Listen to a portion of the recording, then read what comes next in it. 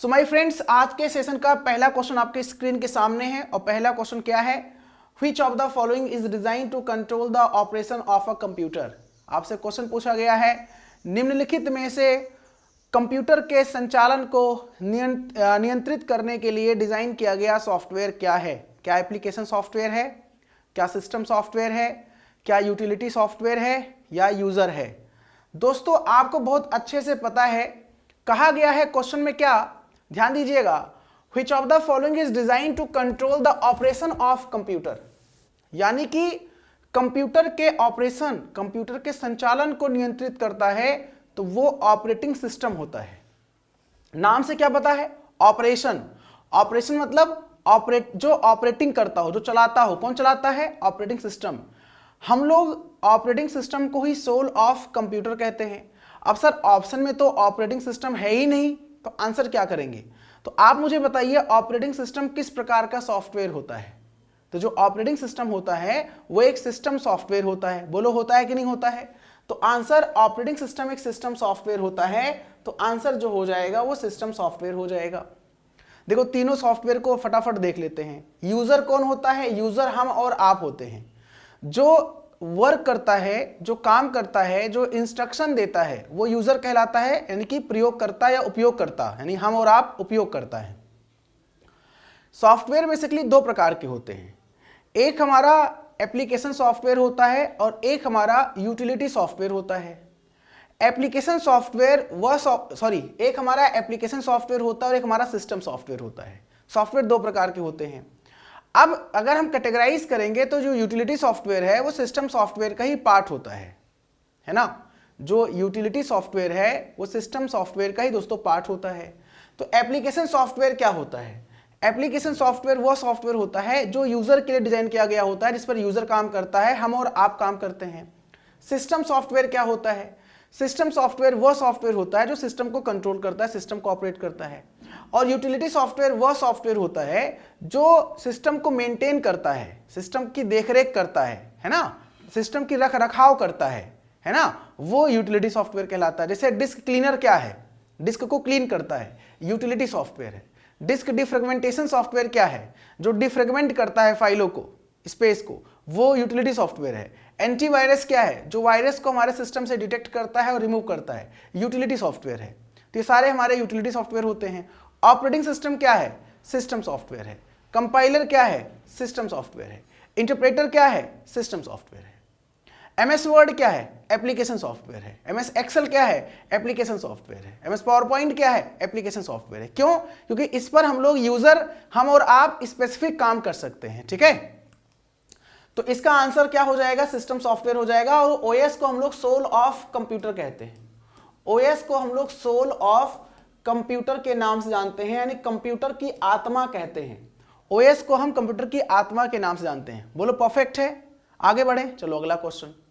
Which of the following is not a example of system software. देखो आ गया question, इनमें से कौन सा सिस्टम सॉफ्टवेयर का एग्जांपल नहीं है?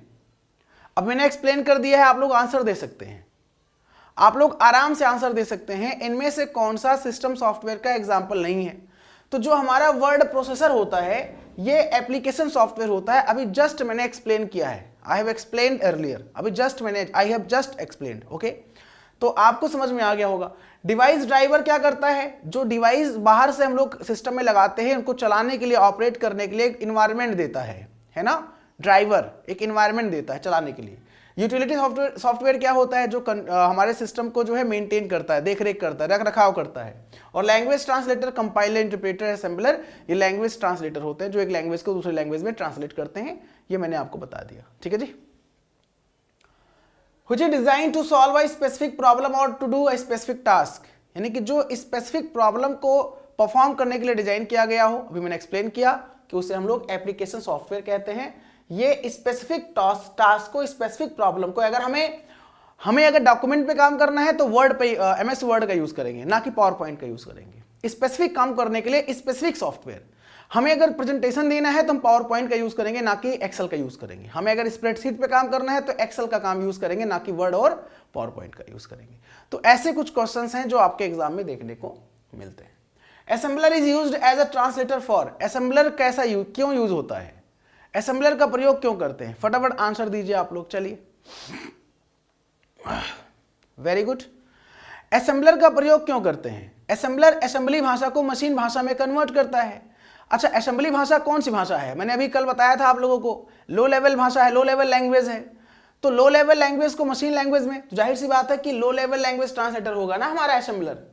असेंबलर क्या करता है? जो असेंबलर होता है वो असेंबली भाषा को मशीन भाषा में कन्वर्ट करता है, लो लेवल लैंग्वेज को मशीन लैंग्वेज में ट्रांसलेट करने काम करता है, उसे असेंबलर के नाम से जानते हैं, यानी असेंबली भाषा को मशीन भाषा में कन्वर्ट करना। ठीक है।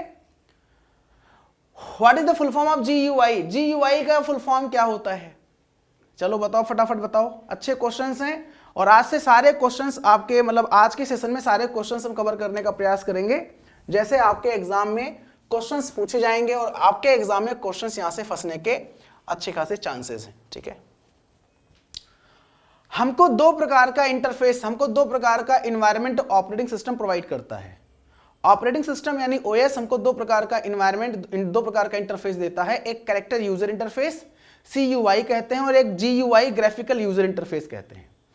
तो ग्राफिकल यूजर इंटरफेस आजकल जो हम लोग काम करते हैं जिस एनवायरनमेंट पे, विंडोज किसका एग्जांपल है? विंडोज अगर पूछा जाए किसका एग्जांपल है, एंड्रॉयड किसका एग्जांपल है, या आपका जो है मैकेंटोस किसका एग्जांपल है, तो ग्राफिकल यूजर इंटरफेस हमको जो एनवायरनमेंट देता है वो ग्राफिकल एनवायरनमेंट हमको प्रोवाइड करता है। ठीक है, क्लियर है जी?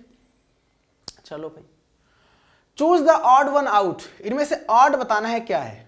ऑड, चलो बताओ फटाफट, ऑड क्या है? विषम क्या है?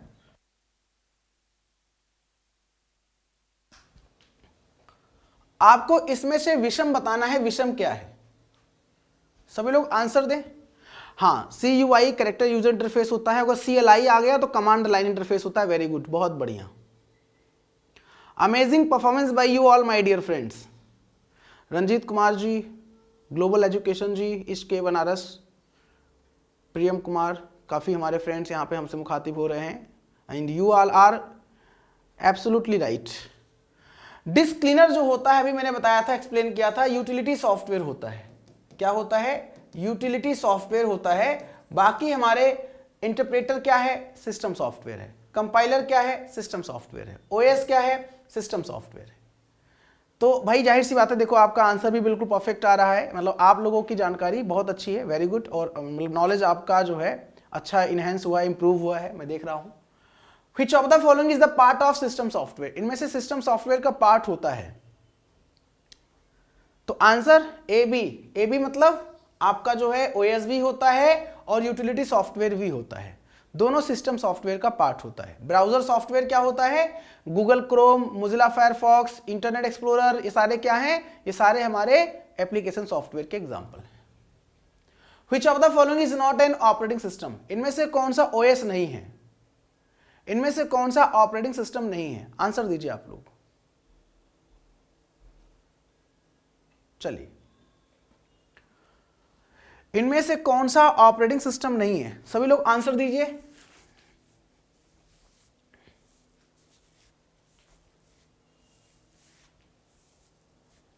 Very good. ओरेकल, ओरेकल कोई ऑपरेटिंग सिस्टम नहीं होता है। लाइनेक्स होता है, विंडोज होता है, डॉस होता है। ओरेकल हमारा ऑपरेटिंग सिस्टम नहीं होता। ओरेकल क्या होता है? डेटाबेस सॉफ्टवेयर होता है, डेटाबेस के लिए यूज होता है, डेटाबेस के लिए यूज होता है, ना कि हाँ। डॉस मतलब होता है डिस्क ऑपरेटिंग सिस्टम, जो हमको कैरेक्टर यूजर इंटरफेस या CLI command line interface environment provide करता है, इसे हम बोलते हैं। ठीक है, चलो भाई, वेरी गुड। फैट का फुल फॉर्म क्या होता है? फैट का फुल फॉर्म बताइए। फैट का फुल फॉर्म क्या होता है?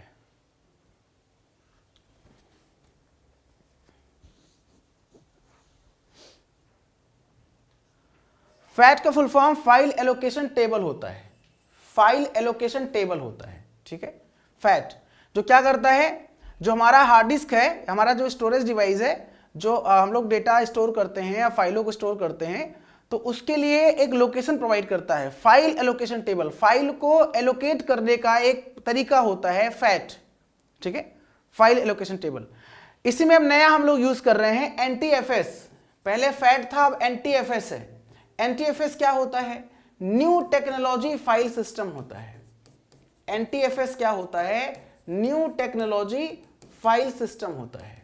New technology file system NTFS कहलाता है। ठीक है जी, वेरी गुड। चलिए भाई आगे बढ़ते हैं। Who is bootstrap? What is bootstrap loading? Bootstrapping called. Bootstrapping किसे कहते हैं? Cold boot, cold hot boot, cold hot strap या hot boot? Bootstrapping क्या होता है? आप प्रयास अच्छे से करिए, पूरा नंबर मिलेगा आपको। सूरज पाठक जी, आप अच्छे से पढ़ाई करिए, क्लास करिए, पूरा नंबर मिलेगा आपको। ठीक है, कोल्ड बूट होता है।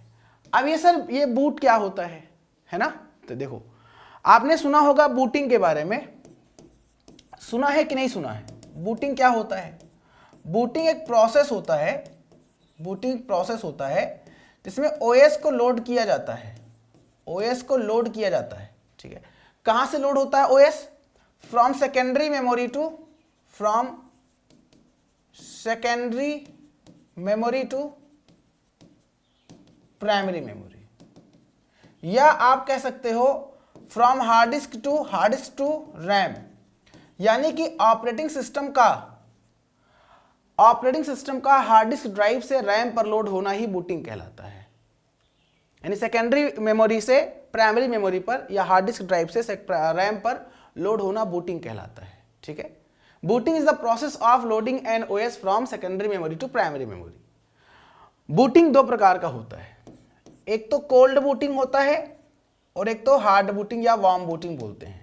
वार्म बूटिंग, जब सिस्टम को आप फर्स्ट टाइम ऑन करते हो, जैसे सिस्टम आपका सेफ मोड में ऑन होता है, जब सेफ मोड में ऑन होता है तो कोल्ड बूटिंग। सिस्टम जब हमारा रीस्टार्ट होता है, सिस्टम हमारा जब रिबूट होता है, रीस्टार्ट रिबूट होता है, तो वो वार्म बूटिंग कहलाता है। ठीक है, कोल्ड बूटिंग को सॉफ्ट बूटिंग के नाम से भी जानते हैं एंड वार्म बूटिंग को हार्ड बूटिंग के नाम से भी जानते हैं। ठीक है जी, वेरी गुड। चलो, Which of the following is not an application layer protocol? इनमें से कौन सा एप्लीकेशन लेयर प्रोटोकॉल नहीं है? इनमें से कौन सा एप्लीकेशन लेयर प्रोटोकॉल नहीं है? TCP, telnet, HTTP, FTP। यानी कि आपको पता है OSI मॉडल में 7 लेयर होते हैं, 7 लेयर होते हैं, और सातों लेयर का अपना अलग अलग काम होता है। आपको याद होगा सातों लेयर का नाम, नीचे से ऊपर होता है, बॉटम टू टॉप होता है। पापा, दादा, नाना, ट्रेन से पहुंचे अयोध्या। पापा का P फिजिकल लेयर, दादा का D डेटा लिंक लेयर, नाना का N नेटवर्क लेयर, ट्रेन का T ट्रांसपोर्ट लेयर, से सेशन लेयर, पहुंचे का P प्रेजेंटेशन लेयर और अयोध्या का A एप्लीकेशन लेयर। आपको याद होगा। तो इनमें से कौन सा एप्लीकेशन लेयर का प्रोटोकॉल नहीं है? ये जो TCP होता है, ट्रांसपोर्ट, इसे बोलते हैं ट्रांसमिशन कंट्रोल प्रोटोकॉल। TCP का मतलब क्या होता है? TCP का मतलब होता है transmission control protocol. Transmission control protocol. और ये कहां काम करता है? ये काम करता है किस लेयर पे? ट्रांसपोर्ट लेयर पे। ट्रांसपोर्ट लेयर किस नंबर का लेयर है? ट्रांसपोर्ट लेयर को ही हम लोग हार्ट ऑफ OSI मॉडल कहते हैं। आप लोग बताइए ट्रांसपोर्ट किस नंबर का लेयर है? चलिए बताइए फटाफट।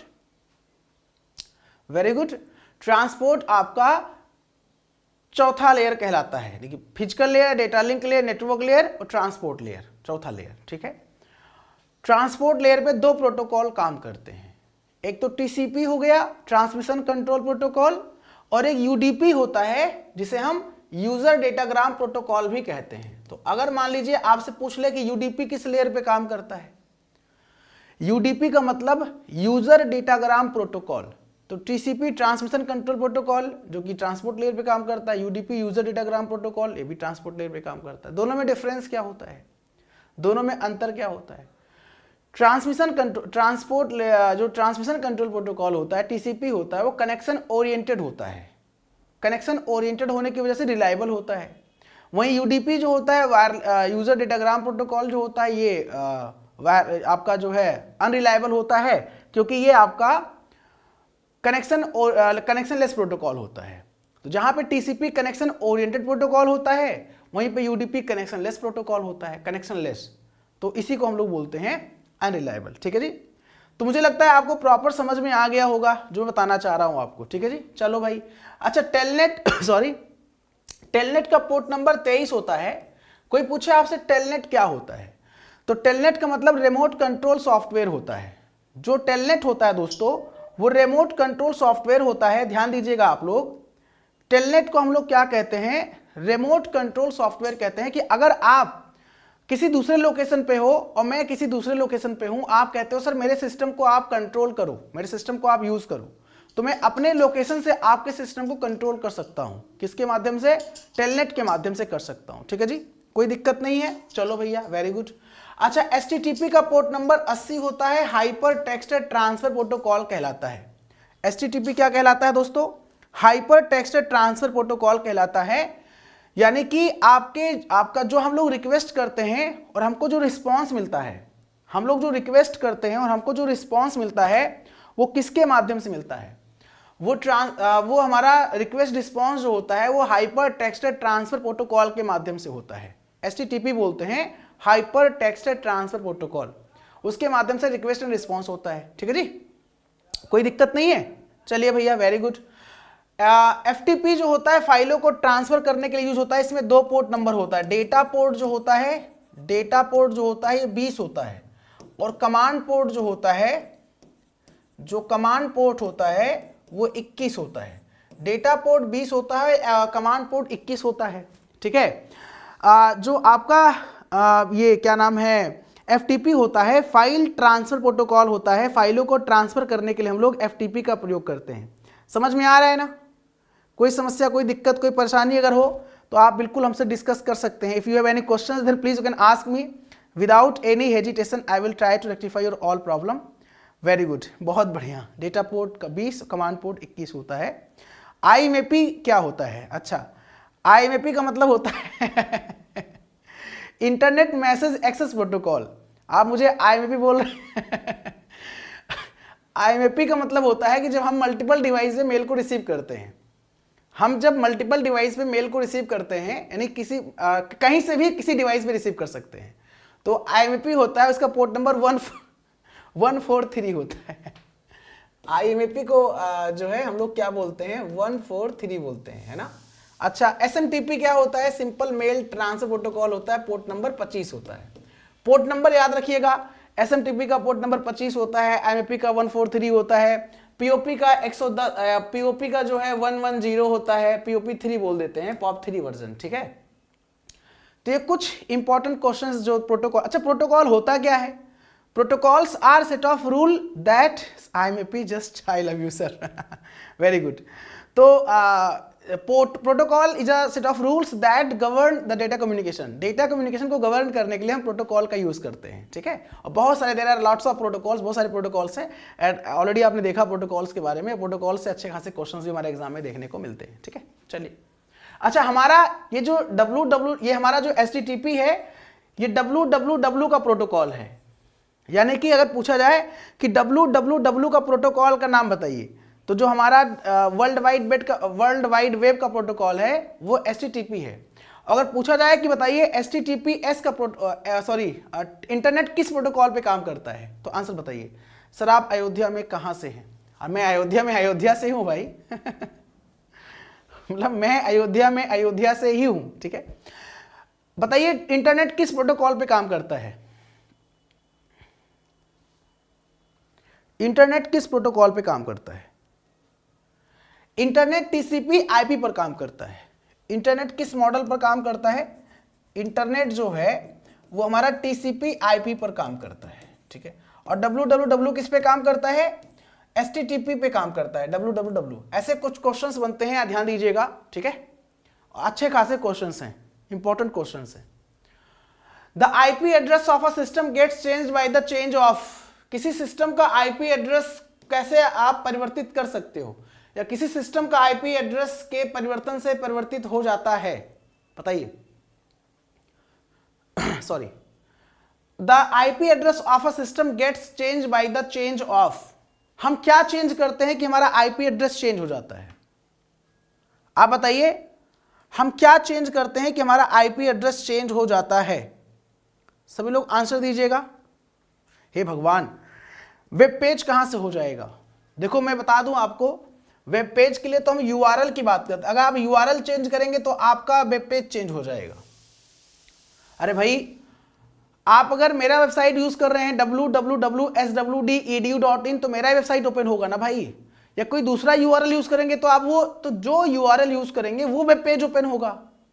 तो यूआरएल चेंज करने से वेब पेज चेंज हो रहा है। ऐसे ही आईएसपी चेंज करने से, इंटरनेट सर्विस प्रोवाइडर चेंज करने से आपका आईपी चेंज हो रहा आईपी चेंज हो रहा है।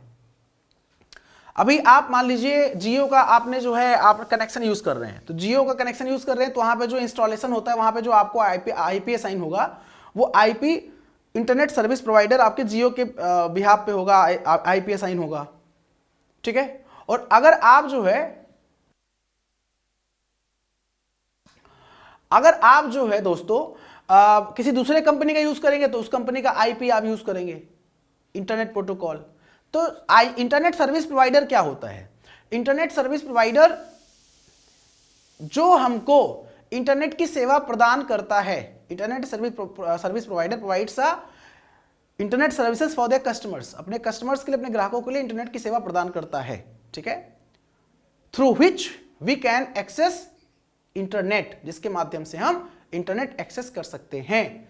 भारत का पहला आईएसपी वीएसएनएल है, विदेश संचार निगम लिमिटेड है, जिसको 15 अगस्त 1995 में भारत में पहली बार यूज किया गया था, ठीक है। तो ऐसे कुछ क्वेश्चंस हैं यहां पे, ध्यान, कंफ्यूज होगी, कोई बात नहीं।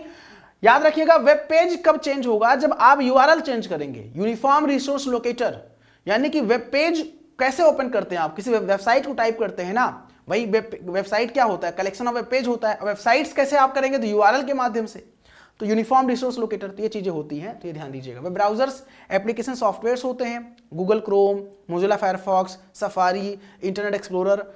रैम आपका वोलेटाइल मेमोरी होता है, रैंडम एक्सेस मेमोरी को हम वोलेटाइल मेमोरी के नाम से जानते हैं, जिसे हम रैम कहते हैं, ठीक है जी। चलिए भाई, very good. It is an information space on the internet in which documents and other resources are stored.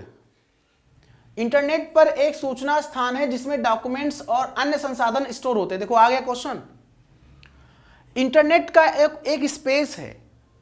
Internet पर, जिसे इस दुनिया में, इस पृथ्वी पर हम लोग क्या करते हैं? घर बनाते हैं, तो घर बनाने के लिए एक स्पेस चाहिए होता है, एक जगह चाहिए होता है, स्थान चाहिए होता है, जमीन चाहिए होती है ना, जहां पे अपना घर बनवाते हैं, ठीक है।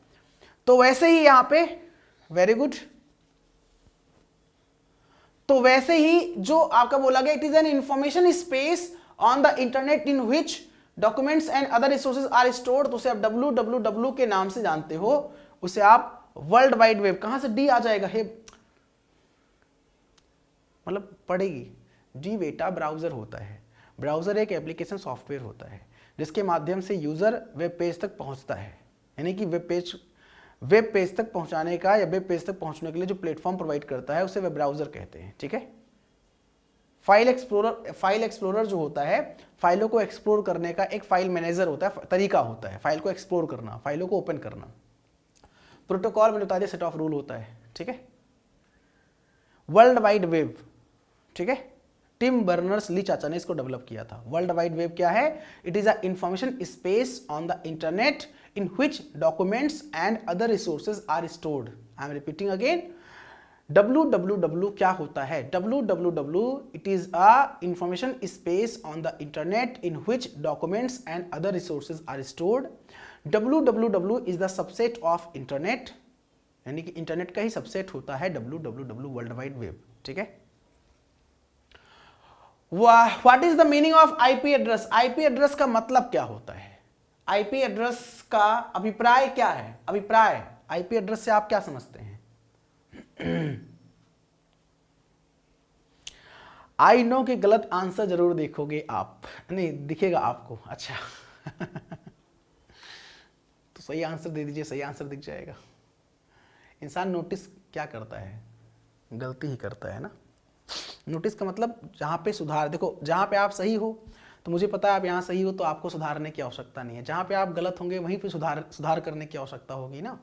तो जहाँ पे आप गलत, जब आप सही रास्ते में जा रहे हो तो मैं आपको क्यों टोकूंगा? जाने दो, अच्छे रास्ते में जा रहा है। लेकिन जहाँ पे आप मार्ग से भटकोगे, मुझे पता है उस रास्ते में जाने पर दिक्कत है, प्रॉब्लम है, तो मैं रोक दूंगा आपको, टोक दूंगा, गलत है, इधर जाओ, है तो अच्छी बात है ना, इसको पॉजिटिव वे में लेना चाहिए। चलिए, IP address, numeric network level, a dynamic link between two computers, a set of networks distally know your customer। नहीं भाई साहब, एक न्यूमेरिक लेवल होता है। आईपी एड्रेस का मीनिंग क्या होता है? एक न्यूमेरिक लेवल होता है, ठीक है, ठीक है। आईपी एड्रेस जो होता है एक न्यूमेरिक लेवल होता है। सर ये क्या न्यूमेरिक लेवल क्या होता है? मतलब नंबर वाला होता है ना भाई, नंबर होता है। जैसे कि ये 192.168.0.200 ये क्या है? ये आईपी एड्रेस ही तो है, ये एक आईपी एड्रेस है ना। और आपको पता है कि आईपी एड्रेस के 5 क्लास होते हैं। मैं आपको लगे हाथ बता दूं, class A, class B, class C, class D और क्लास ई। और पांचों क्लास का एक रेंज होता है, 0 से लेके 126 जो होता है वो क्लास ए होता है, 128 से लेके 191 क्लास बी होता है, 192 से लेके 223 जो होता है क्लास सी होता है, 224 से लेके 239 क्लास डी होता है, 240 से लेके 255 जो होता है वो क्लास ई होता है, ठीक है। तो अब ये फर्स्ट ऑक्टेट लिख रहा हूं मैं केवल फर्स्ट ऑक्टेट लिख रहा हूं। अब जैसे एक पूछा जाए कि दिया गया आईपी एड्रेस किस क्लास का आईपी एड्रेस है, जो मैंने आईपी एड्रेस लिखा है ये किस क्लास का आईपी एड्रेस है, तो आप क्या कहोगे? आप कहोगे सर दिया गया आईपी एड्रेस 192.168.0.200, तो आप कहोगे 192 फर्स्ट ऑक्टेट पकड़ लो। अब फर्स्ट ऑक्टेट यहाँ पे कहीं है 191 नहीं है, इसमें कहीं है, तो इसमें आ रहा है 192 सी में, तो आप कहोगे सर क्लास सी का आईपी एड्रेस है। आप कहोगे सर क्लास सी का आईपी एड्रेस है। किस क्लास का आईपी एड्रेस है? आप कहोगे क्लास सी का आईपी एड्रेस है, ठीक है। अच्छा, आपके दिमाग में आ रहा होगा, ठीक है, कि जो है नहीं IPv6 जो होता है, देखो एक्चुअली आरती कश्यप जी, हम लोग जब आईपी की बात करते हैं तो आईपी वर्जन 4 की बात करते हैं, क्योंकि हम लोग यही यूज़ करते हैं। IPv6 न्यूमेरिक नहीं होता है, IPv6 जो होता है अल्फा न्यूमेरिक होता है ना। लेकिन बातें IPv4 की होती है, क्योंकि हम लोग हमेशा जनरली जब क्वेश्चन हमारे एग्जाम में आता है तो IPv4 से रिलेटेड यहाँ अगर IPv6 पूछेगा तो मेंशन कर देगा वो। जैसे यहाँ पूछा गया कि द मीनिंग ऑफ, हो सकता है पूछे IPv6 बताइए क्या है, तो आप कहोगे IPv6 जो होता है वो अल्फा न्यूमेरिक होता है, वो अल्फा न्यूमेरिक होता है, अल्फा न्यूमेरिक होता है, ठीक है।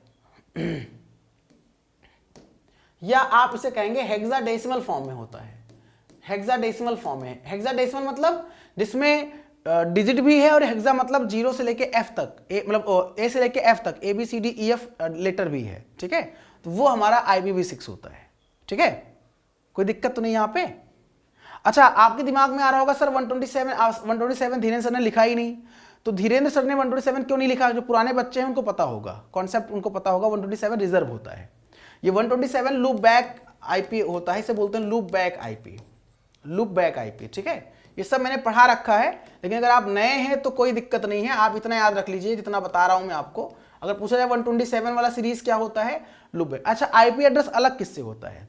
तो पीरियड से होता है। पीरियड मतलब ये डॉट जो आप देख रहे हो, ये डॉट जो आप देख रहे हो, इसी को हम पीरियड के नाम से जानते हैं, इसी डॉट को हम पीरियड बोलते हैं। तो IP address is separated from period.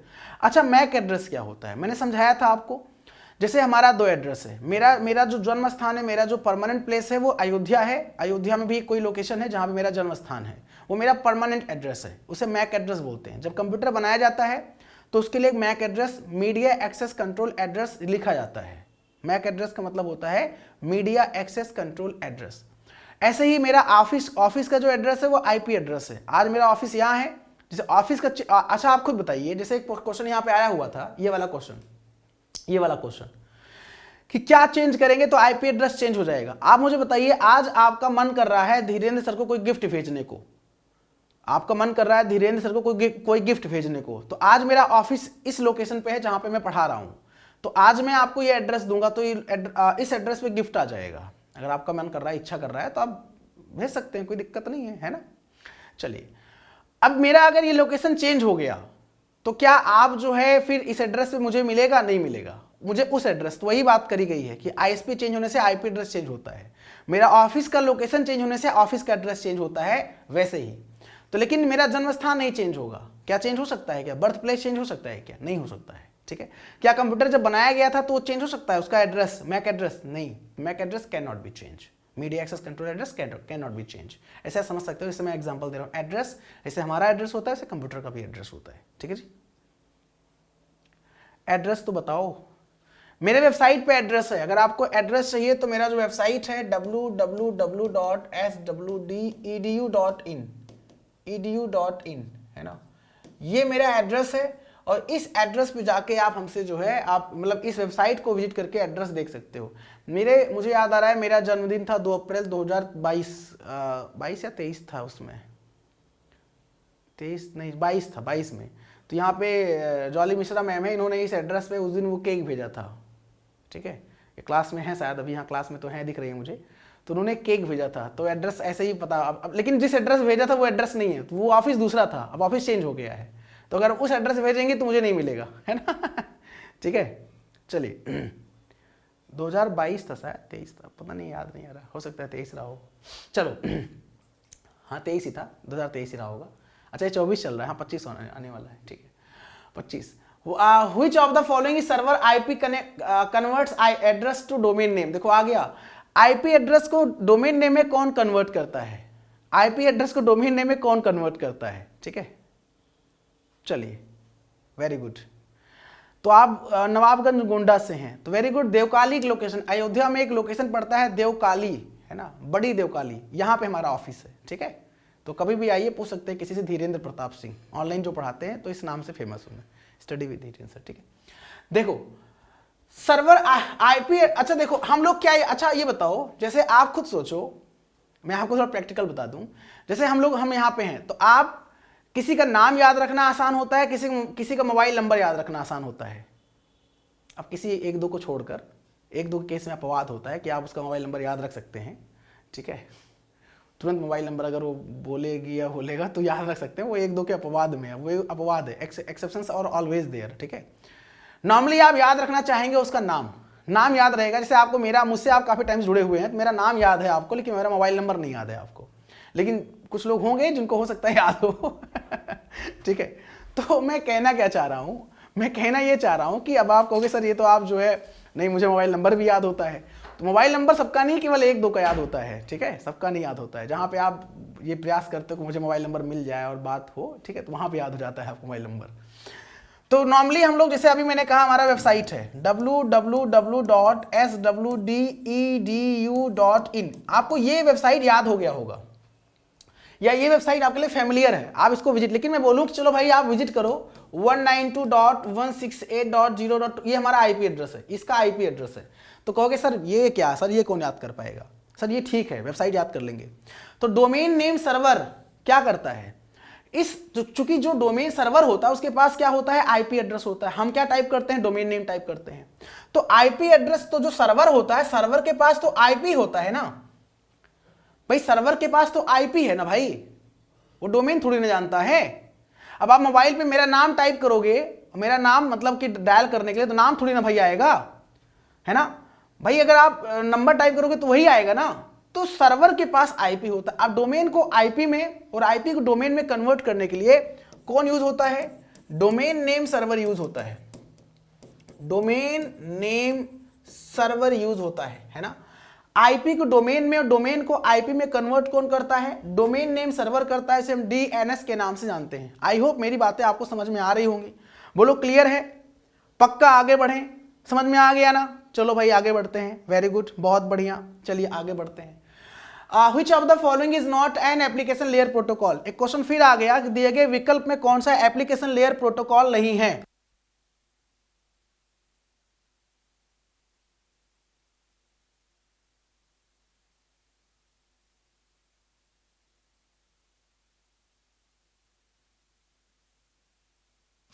ठीक है,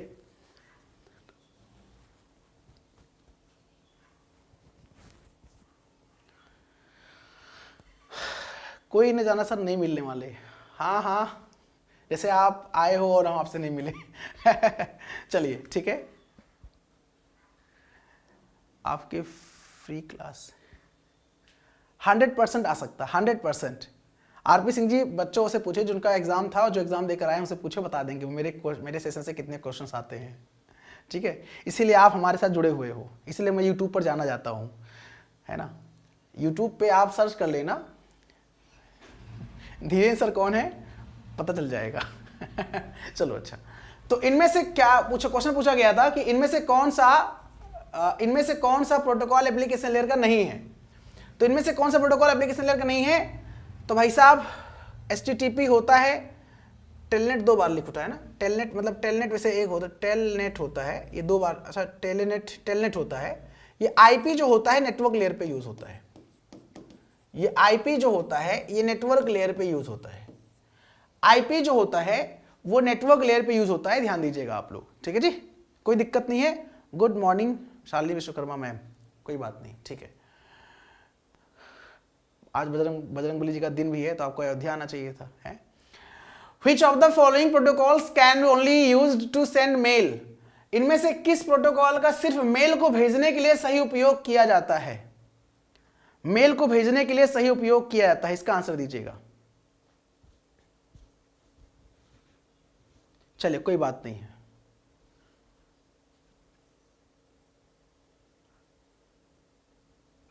वेरी गुड। SMTP का यूज हम लोग मेल को भेजने के लिए करते हैं। Simple mail transfer protocol, simple mail transfer protocol का यूज हम क्यों करते हैं? ट्रांसफर प्रोटोकॉल का यूज क्यों करते हैं? मेल को भेजने के लिए इसका पोर्ट नंबर जो होता है, पोर्ट नंबर 25 होता है। वहीं पे HTTP का पोर्ट नंबर कितना होता है? पोर्ट नंबर 80 होता है, ठीक है। POP3 का 110 होता है, IMP का 143 होता है, ठीक है जी, कोई दिक्कत नहीं है। चलिए आगे बढ़े,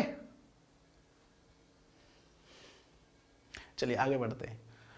popular protocol for sending and receiving emails are and respectively mail को भेजने के लिए और मेल को रिसीव करने के लिए किस प्रोटोकॉल का यूज होता है? बड़ा बेहतरीन, बड़ा प्यारा सा प्रश्न है, इसका आंसर दीजिए आप लोग। चलिए फटाफट बताइए।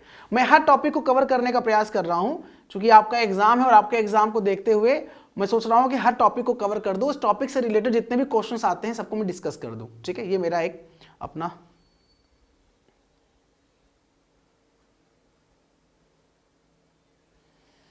सर एग्जाम के रिगार्डिंग आप हम स्टूडेंट से बात कर लीजिएगा तो हमारा कॉन्फिडेंस बढ़ेगा, क्योंकि आपकी एडवाइस प्रीशियस होती है। Thank you so much. अभी हम क्लास ले लेंगे, क्लास के बाद हम बात कर लेते हैं आपसे, ठीक है। चलिए, popular protocols for sending and receiving emails are and respectively. तो दोस्तों SMTP मेल भेजने के लिए और POP, देखो भेजने के लिए बोला गया सेंडिंग के लिए SMTP और रिसीविंग के लिए POP। तो answer D will be correct answer, D will be correct answer, ठीक है।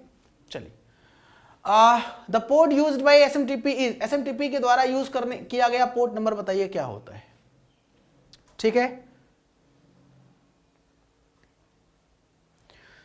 RK जी कह रहे हैं सर बेल्ट्रॉन में 45 क्वेश्चन 50 में से सही किए हैं आपके ही क्लास करके, क्या बात है भाई, वेरी गुड, बधाई हो आपको, आपका सिलेक्शन पक्का है, ठीक है। SMTP का पोर्ट नंबर 25 होता है, सिंपल मेल ट्रांसफर प्रोटोकॉल का पोर्ट नंबर 25 होता है। अब देखो आ गया ना, ये जो दिया गया IP एड्रेस है, किस क्लास का IP एड्रेस है? पीछे मैंने बताया है, आप लोग फटाफट बताइए, आंसर आगे बढ़ते हैं हम लोग। ये मैंने बताया है पीछे, कहाँ बताया पता है? देखो मैंने ये बताया है, देखो ये बताया है, देखो ये बताया है, इसीलिए कहते हैं हर क्लास को अच्छे से करना चाहिए। देखो यहाँ पूरा एक्सप्लेन किया है ना मैंने। अब आप बताइए यहाँ पे ये क्वेश्चन का आंसर क्या हो जाएगा? इस क्वेश्चन का आंसर क्या हो जाएगा?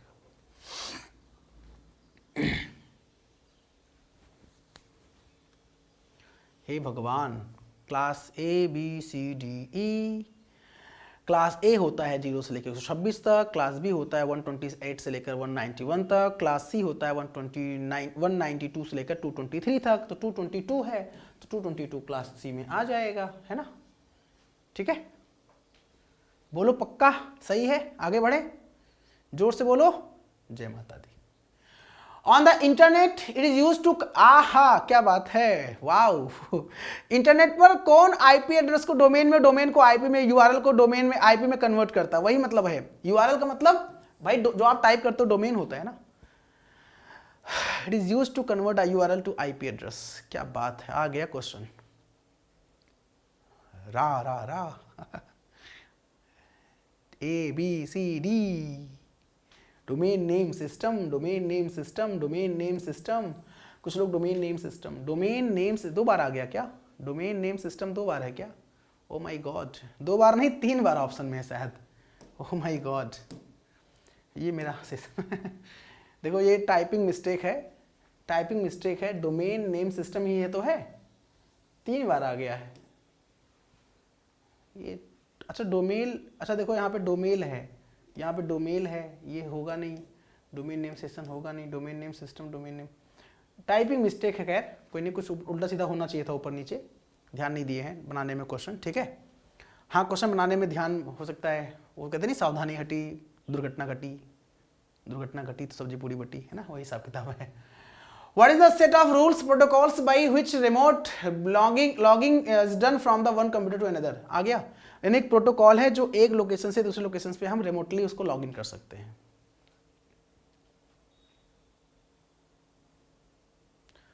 आनंद पाठक जी ठीक है, ऐप में क्लास चल रही है। आनंद पाठक जी ऐप में क्लास चल रही है, इसमें object oriented programming language class चल रही है ऐप में, ठीक है। चलिए ठीक है, यूट्यूब पे करवा देंगे, अभी तो ऐप में चल रही फिलहाल। चलिए देखिए, तो ये हमारा टेलनेट होता है, टेलनेट का पोर्ट नंबर 23 होता है, और टेलनेट के माध्यम से हम क्या करते हैं, देखो कुछ सॉफ्टवेयर के नाम सुना होगा आप लोगों ने, जैसे टीम वीवर का नाम सुना है आप लोगों ने, TeamViewer, Ammyy Admin, AnyDesk, है ना, ये कुछ सॉफ्टवेयर होते हैं। ये सॉफ्टवेयर ऐसे सॉफ्टवेयर होते हैं जिनके माध्यम से हम, जैसे आपने कहा जैसे हैकिंग भी होता है, इससे याद रखिएगा, हैकिंग, जैसे आपके सिस्टम में अगर वो इंस्टॉल है, क्या नाम है, टीम वीवर, और मेरे सिस्टम में भी इंस्टॉल है टीम वीवर, और मैंने आपसे धोखे से आपका मैंने टीम वीवर ओपन करके मैंने आपका वो आईडी ले लिया और लॉगिन कर लिया, तो आपके सिस्टम को मैं कंट्रोल कर सकता हूँ, ठीक है।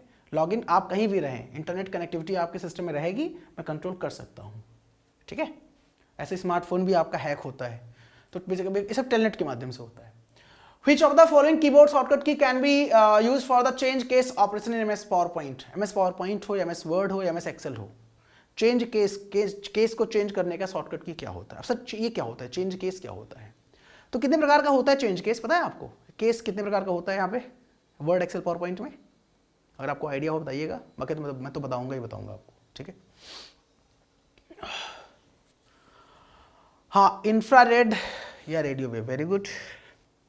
आई am so happy to view your class today for my court exam. Oh my god, ये क्लास रेगुलर हो रहा है बाबू, ठीक है। आप देखिएगा, इससे प्लेलिस्ट है और पीछे देखिएगा तो क्लासेस हो चुकी हैं, और आप आराम से आप क्लास को अटेंड कर लीजिएगा, और आपके एग्जाम में बिल्कुल बहुत अच्छे से हेल्प देने वाला है, ठीक है।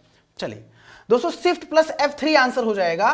चेंज केस 5 प्रकार का होता है, 5 types of change case, 5 types of change case. Change case कितने प्रकार का होता है? चेंज केस 5 प्रकार का होता है, चेंज केस 5 प्रकार का होता है, ठीक है। कौन कौन सा होता है? एक सेंटेंस केस होता है,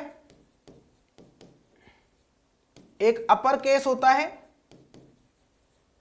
एक लोअर केस होता है, एक टॉगल केस होता है, 1 2 3 4, और एक capitalize each word, capitalize each word, या इसे हम टाइटल केस भी कहते हैं, टाइटल केस भी कहते हैं, ठीक है। तो 1 2 3 4 5, ठीक है। और कहां पे होता है? होम टैब मेनू के फॉन्ट ग्रुप में होता है, होम टैब मेनू के फॉन्ट ग्रुप में अवेलेबल होता है, ध्यान दीजिएगा, ठीक है। चलिए वेरी गुड। आपको एवरेज निकालना है, एक्सेल का प्रश्न है, एवरेज निकालना है। एवरेज कैसे निकालेंगे, आंसर दीजिए। एवरेज कैसे निकालेंगे?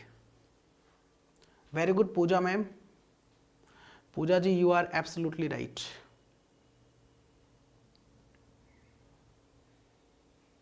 आरपी सिंह जी बिल्कुल होगा मेरे भाई, आप लोग एग्जाम क्रैक करिए, बिल्कुल होगा, ठीक है। देखिए दोस्तों, 10 5 15, 15 15 10 25, 25 15 कितना होता है? ये तो है भाई, 15 15 30, 30 10 40 45, 45 45, 1 2 3 4 5, ये तो है भाई, 1 2 3 4 5, तो 5 9 45, 9 इसमें कहीं 9 नहीं आ रहा है क्या? यही तो होगा। 15 15 15, अच्छा 15 10 15 45 कहाँ है यार, गलत जोड़ दिया मैंने, 15 15 30 नहीं, 10 5 15, 15 15 30, 30 10 40, 40 डिवाइड बाई 5, 5 8 40, 5 8 40, ठीक है। तो आंसर 8 हो जाएगा, 8 विल बी करेक्ट आंसर। आपको पता है total sum of total number divide by total number, total number का सम, और फिर आप जितने नंबर हो ना डिवाइड कर देंगे, एवरेज निकाल देंगे, ठीक है।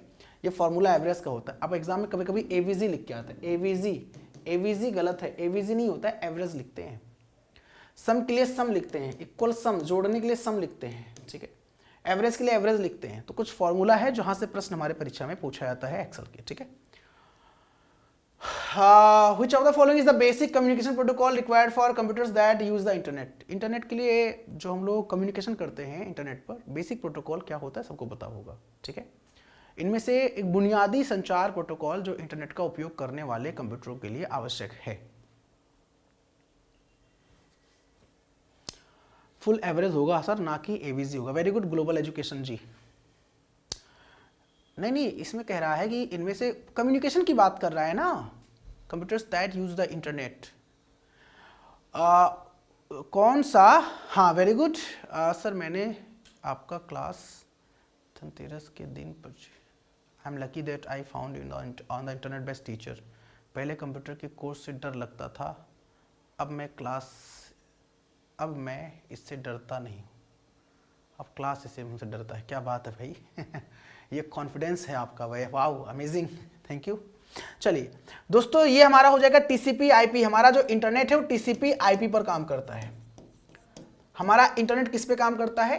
टीसीपी आईपी पर काम करता है। अच्छा, मैं एक बात और बता दूं आपको, टीसीपी आईपी की शुरुआत कब हुई थी? तो 1973 में हुई थी, 1973 में। किसने किया था? दो लोगों ने मिलकर किया था, विंडसर्फ एंड बॉब कोहेन, और इन्हीं को कहते हैं फादर ऑफ इंटरनेट, इंटरनेट के जनक, इंटरनेट के जनक, फादर ऑफ इंटरनेट। हमारा इंटरनेट इसी पर काम करता है ना, ठीक है। चलिए भाई, वेरी गुड। एसडी रैम में एस का मतलब क्या होता है? एसडी रैम में एस का मतलब क्या होता है, कौन बताएगा? पूजा जी अभी नहीं हो रहा है, पूजा जी अभी दूसरे बैच में हो रहा है ना, ठीक है।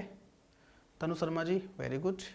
हाँ देखो, अब थोड़ा मैं एक्सप्लेन कर दूं। यहाँ पे रैम जो होता है, हमारे कंप्यूटर की रैम को हम क्या बोलते हैं? वोलेटाइल मेमोरी, यानी कि ये मैंने एग्जांपल दिया था, रैम मतलब रैंडम एक्सेस मेमोरी होता है, ठीक है। Random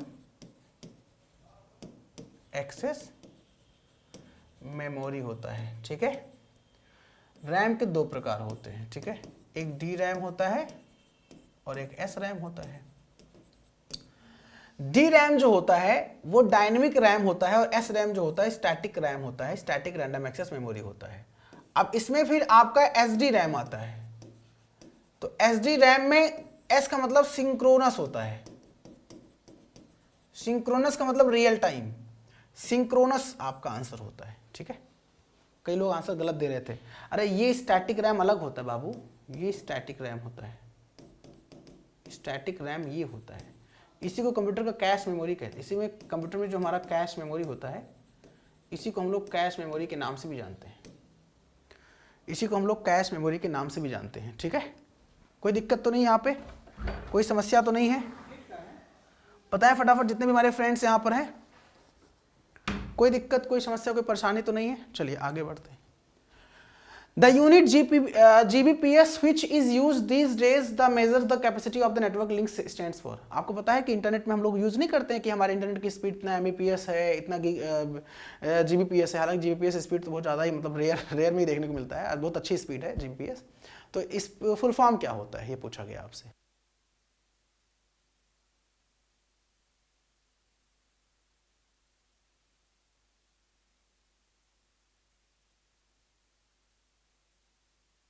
very good, gigabits per second. GBPS का मतलब क्या होता है? गीगाबिट्स पर सेकेंड होता है, ठीक है। अच्छा एक बात मैं आपको और बता दूं, अगर यहीं पे ऐसे होता जीबीपीएस तो इसका मतलब क्या होता पता है? तो इसका मतलब होता गीगाबाइट्स पर सेकेंड, गीगाबाइट्स पर सेकेंड, याद रखिएगा, ठीक है। गीगाबाइट्स पर सेकेंड। स्मॉल जीबीपीएस का मतलब होता है बिट, कैपिटल का मतलब बाइट। ये बच्चों को पता होता नहीं है, बच्चे ही गलती कर बैठते हैं। जैसे यहाँ पूछा गया है तो यहाँ पे गीगाबाइट्स भी है ऑप्शन में, कब होता? जब कैपिटल होता, ठीक बा, कोई दिक्कत तो नहीं है ना।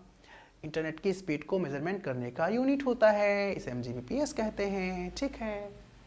Windows notification area is the part of, आपको बताना है कंप्यूटर में विंडोज का जो नोटिफिकेशन एरिया होता है वो कहां पर होता है, किसका पार्ट होता है। बहुत प्यारा सा प्रश्न है, आंसर दीजिए आराम से।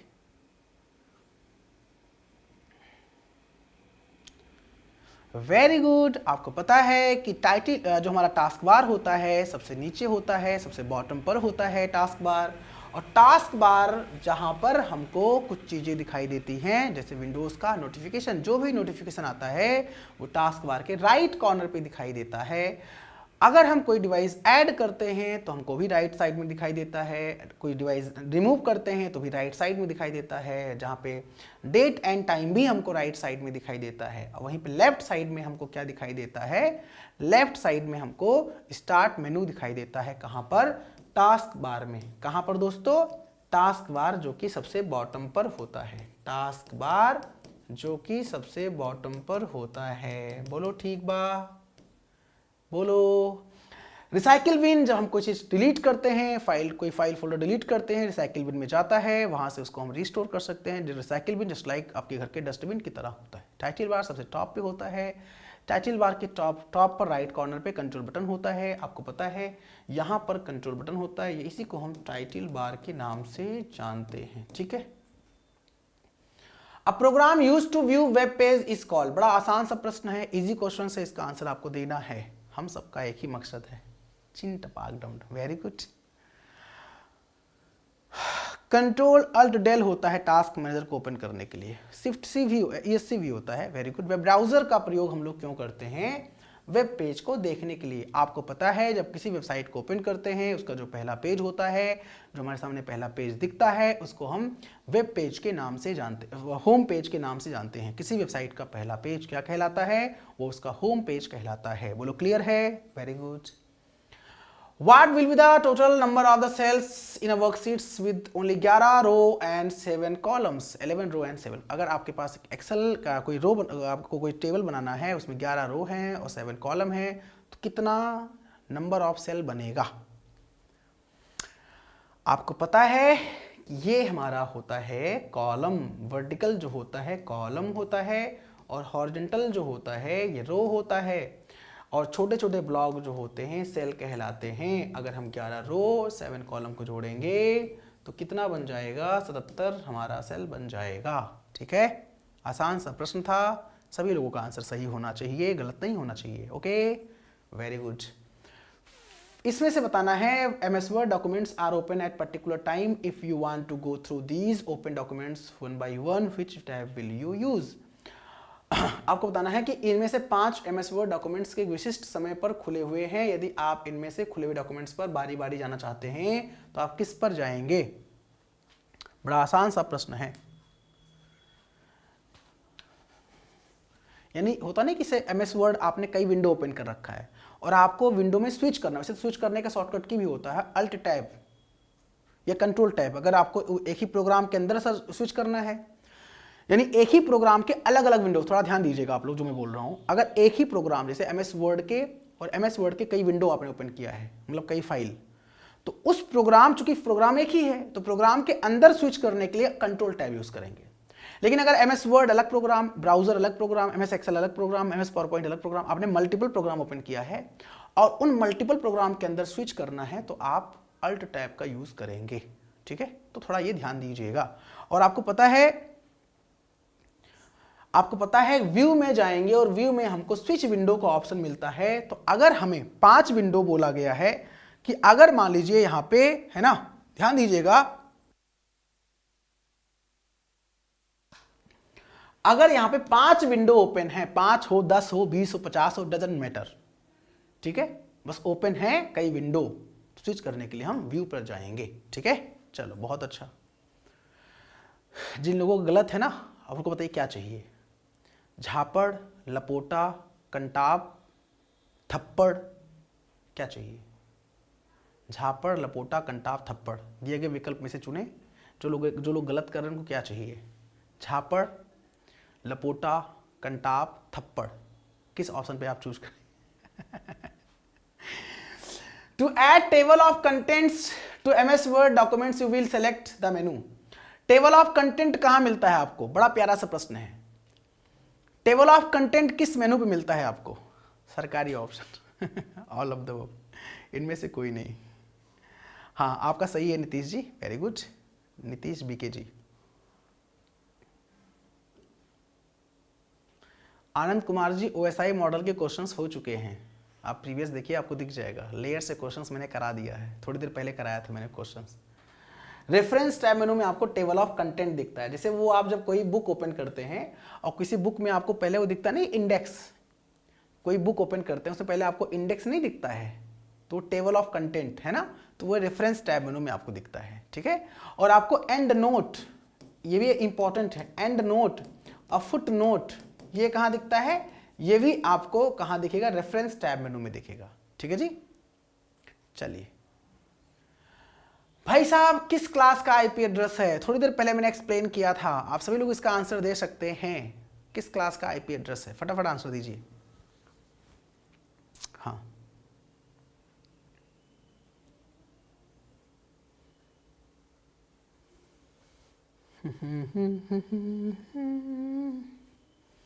अरे भाई साहब 241, पहला ऑक्टेट, फर्स्ट ऑक्टेट सेलेक्ट कर लीजिए आप। फर्स्ट ऑक्टेट जब आप सेलेक्ट कर लेंगे तो क्या जाएगा? 239 से 240 से लेकर 255 तक आपका जाता है ना, तो क्लास ई का आईपी एड्रेस हो जाएगा, ठीक है, ठीक है। What is the shortcut key for which of the following feature is not available under view menu in MS Excel? आपको बताना है कि इनमें से व्यू मेनू में MS Excel में क्या अवेलेबल नहीं होता है। इनमें से व्यू मेनू में क्या अवेलेबल नहीं होता है? Split with columns, new window, freeze panes या अरेंज ऑल?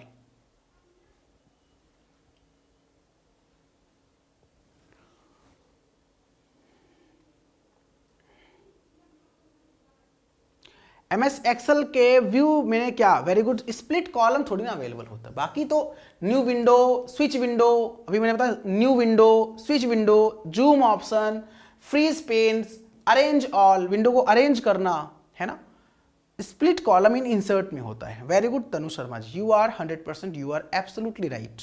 चलिए वेरी गुड।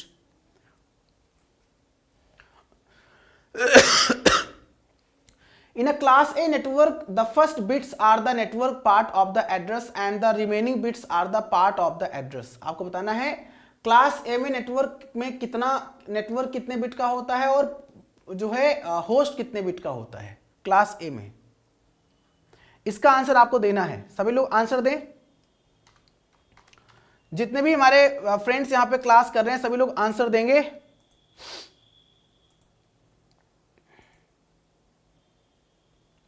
नेटवर्क आईडी और होस्ट आईडी के बारे में बोल रहा है वो।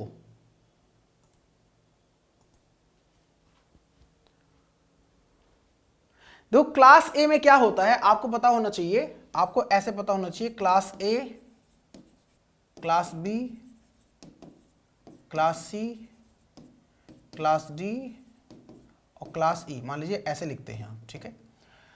तो 4 बिट का जो है क्या होता है? नेटवर्क आईडी होता है, और बचा हुआ जो बिट होता है होस्ट आईडी। मतलब कितना बिट बचा हुआ बिट कितना होता है? तो 32 बिट का होता है ना टोटल, तो 24 बिट जो होता है होस्ट आईडी होता है। यहां पे आपका 8 बिट नेटवर्क आईडी होता है और 24 का है को 24 28 होता है ना, 24 नहीं भाई 28 बिट, अरे कि 4 बिट नहीं 8, 4 बिट नहीं 8 बिट, 4 बाइट होता है, 8 बिट, ठीक है। और यहाँ पे हो जाएगा आपका 24 बिट, 24 8 32 24 बिट, ठीक है। यहाँ पे 8 बिट, यहाँ 16 बिट, ठीक है। यहाँ पे 16 बिट और 8 बिट, 8 बिट, 16 यहाँ होगा यार, क्या मैं कर रहा हूँ।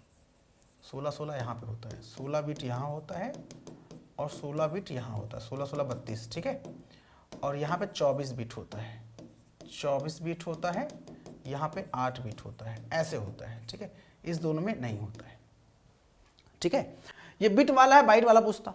तो चूंकि एक बाइट में 8 बिट तो आपको पता है IPv4 जो होता है वो 32 बिट का होता है, 32 बिट का होता है, और 32 बिट मतलब 4 बाइट का होता है, 4 बाइट का होता है। तो नेटवर्क आईडी जो होता है, ये नेटवर्क आईडी है, नेटवर्क आईडी 8 बिट का होगा यानी 1 बाइट का होगा, ठीक है, क्लास ए में, और 24 बिट का होस्ट आईडी, ऐसा आईडी मतलब होस्ट आईडी। फिर नेटवर्क आईडी बढ़ेगा 16 बिट का, ये 16 बिट का कम होगा, मतलब ये नेटवर्क आईडी बढ़ेगा, होस्ट आईडी कम होगा। फिर यहाँ 24 बिट और यहाँ 8 बिट। तो बोला क्या गया, क्लास ए में नेटवर्क आईडी कितना होता है, तो क्लास ए में 8 बिट 24 बिट, ये होता है आपका, डी हो जाएगा, डी हो जाएगा।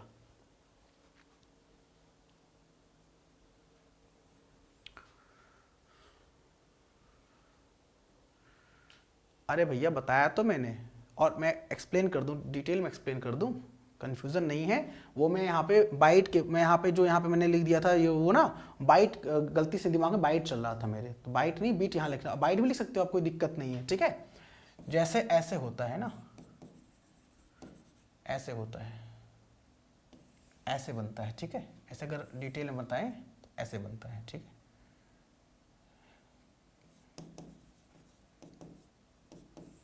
पूरा ऐसे बनता है, ठीक है, ऐसे सी, ऐसे डी, ऐसे ई, ठीक है।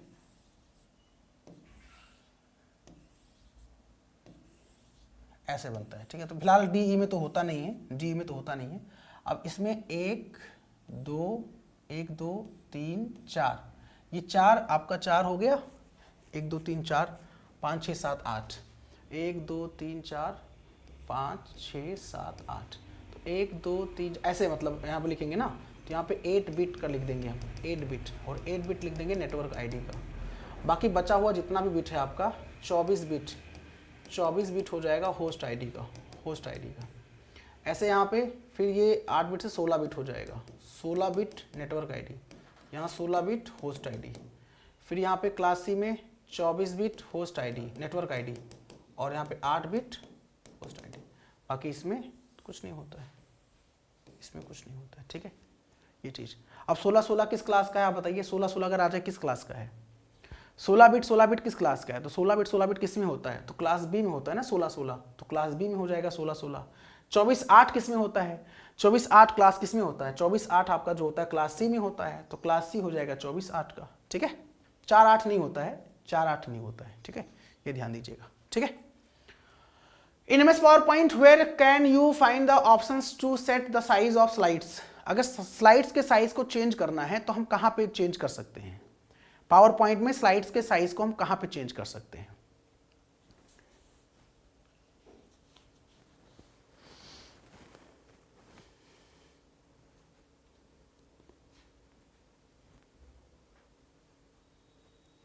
अभिषेक कुमार जी 20 नंबर, अभिषेक कुमार जी 20 नंबर, ठीक है। देखो डिजाइन टैब मेनू में, डिजाइन टैब मेनू में जैसे दो होता है ना, एक स्लाइड साइज होता है, एक स्टैंडर्ड होता है, एक वाइड स्क्रीन होता है, एक स्टैंडर्ड होता है, एक वाइड स्क्रीन होता है। तो वाइड साइज होता है 16:9 होता है, 16:9 होता है ना। अच्छा जैसे यहाँ पे हम जाते हैं, जब ये हमारा पावर पॉइंट है, उस डिजाइन में जाएंगे, डिजाइन में slide size wide screen 16:9, standard 4:3 होता है। तो स्टैंडर्ड जो होता है आपका 4:3 होता है, स्टैंडर्ड जो होता है वो क्या होता है, स्टैंडर्ड 4:3 होता है, 4:3 होता है, ठीक है। ये साइज होता है, डिजाइन में भी होता है, डिजाइन में, लेकिन स्क्रीन की साइज यानी कि जो स्लाइड उसके साइज को चेंज करने का ये ऑप्शन होता है, ठीक है, ठीक है। ग्लोबल एजुकेशन जी, अभी सिंह, अभी Saini ji, sir UP police, जब होगा इन्फॉर्म कर दिया जाएगा। बने रहिए हमारे साथ आप इस चैनल पर, है ना। अगर आप इस चैनल पर नए हैं तो सब्सक्राइब भी कर लीजिएगा। नए हैं क्या, देखो जितने भी हमारे फ्रेंड्स यहाँ पर नए हैं उनसे कहना चाहूँगा इस चैनल को सब्सक्राइब भी कर लें, ठीक है, क्योंकि आपके लिए यहाँ पे क्लासेस होती रहती हैं, इंपॉर्टेंट क्लासेस होती रहती हैं, ठीक है, एक बेहतरीन क्लासेस होती रहती हैं आपके लिए इस बेहतरीन प्लेटफॉर्म पर। लाइक शेयर भी कर दें अपने फ्रेंड्स को, ठीक है, और क्लास करते रहें हमारे साथ यहाँ पे। When connecting the internet, the data transfer of 1 Mbps is equal per second। 1 Mbps किसके बराबर होता है, बड़ा प्यारा सा प्रश्न है, बहुत टेक्निकल क्वेश्चन है, मतलब कैलकुलेटिव क्वेश्चन एक्चुअली है, नॉट टेक्निकल, कैलकुलेटिव क्वेश्चन है कि 1 Mbps किसके बराबर होता है। तनु शर्मा जी कह रही सर मैं 2019 से जुड़ी हूं आपके साथ, क्या बात है। हाँ, इसकी जो साइज होती है ग्लोबल एजुकेशन जी वो डायगोनल होती है। वेरी गुड, हो जाएगा तनु जी, समय लगता है किसी चीज को गढ़कर, अगर आप गढ़ो अच्छे से तो गढ़कर निखार आने में समय लगता है ना। तो आप अभी आप गढ़ी जा रही हो, फिर आप में निखार आ जाएगा अच्छे से, आपका सिलेक्शन होगा, है ना। तो टाइम लगता है, अच्छा चीज बनने में टाइम लगता है ना। ठीक है, देखो 1 Mbps मतलब क्या होता है, मेगाबिट्स पर सेकंड मतलब कि मिलियन इंस्ट्रक्शंस पर सेकंड। और मिलियन इंस्ट्रक्शन पर सेकंड का मतलब क्या होता है, मिलियन। मिलियन मतलब होता है अगर 10 धामा 100 धामा 1000, मतलब कि 1,000,000 ये 1000 हो गया और 000 मिलियन हो गया, यानी कि 10 की पावर 10 धामा 10 की पावर कितना होना चाहिए। अच्छा, अब क्या पूछा गया किस फॉर्म में, bits per second, bits per second, 10 the power 3, 10 the power bytes, 10 the power 6, 10 the power 6 bytes, 10 the power 6 byte होगा, 10 दी पावर 6 बाइट होगा, है ना। देखो 1 KB जो होता है वो किसके बराबर होता है, 10 दी पावर 10 धामा 100 धामा 10 दी पावर 3 बाइट्स के बराबर होता है। ठीक है, 1 MB जो होता है 10 दी पावर 6 बाइट के बराबर होता है, ऐसे होता है। ठीक है, ये चीज, ठीक है। तो यहां पे आंसर जो आपका हो जाएगा 10 दी पावर 6 बाइट हो जाएगा, बिट्स नहीं होगा, 10 दी पावर 6 बाइट हो जाएगा। ठीक है, the mail merge process involves 3 documents, the main documents and the merge documents. आपको पूछा गया है द मेल मर्ज में 3 डॉक्यूमेंट शामिल होते हैं, मेन डॉक्यूमेंट्स तथा मर्ज डॉक्यूमेंट्स। आपको बताना है 3 डॉक्यूमेंट शामिल होते हैं, मेन डॉक्यूमेंट्स, मेल मर्ज में आपके 3 डॉक्यूमेंट शामिल होते हैं, the 3 documents, the main documents, the merge documents and the data source. Merge documents, main documents, data source. ठीक है, वेरी गुड, बहुत बढ़िया, amazing. The blacken the screen during a slide show is pressed. आपको बताना है कि slide show के दौरान स्क्रीन को काला करने के लिए आप क्या करते हैं। बहुत प्यारा सा प्रश्न है। स्लाइड हमारा शो हो रहा है, अगर हमें स्क्रीन ब्लैक करना है तो क्या होगा। स्क्रीन ब्लैक करने के लिए हम क्या करते हैं,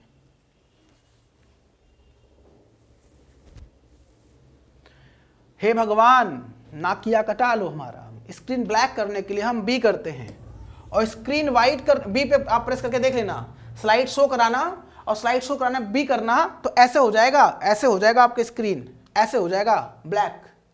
ये ब्लैक हो गया स्क्रीन, देखो ब्लैक, फिर किया फिर ब्लैक। कंट्रोल मतलब कंट्रोल बी करोगे तो ब्लैक, देखो बी करोगे तो ब्लैक, याद रखना ऐसे। पी दबाओगे तो प्रीवियस, पी दबाओगे तो प्रीवियस, अरे यार प्रीवियस, एन दबाओगे नेक्स्ट, डब्ल्यू दबाओगे वाइट, बी दबाओगे ब्लैक। ठीक है, चेक कर लो यार, कितना आसान है ना। Very good, very good. If you want to make a specific data on a MS Excel worksheet stand out, using such a arrows, stars or banners is a good way to do it. अगर आप MS Excel में आप worksheet को standard form में data बनाना चाहते हैं, आप उसमें एरो यूज करना चाहते हैं, स्टार बनाना चाहते हैं, बैनर बनाना चाहते हैं, तो आप किसका यूज करेंगे।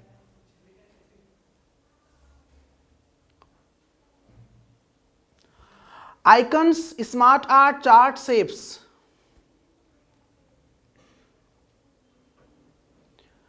Arrow, star, banner.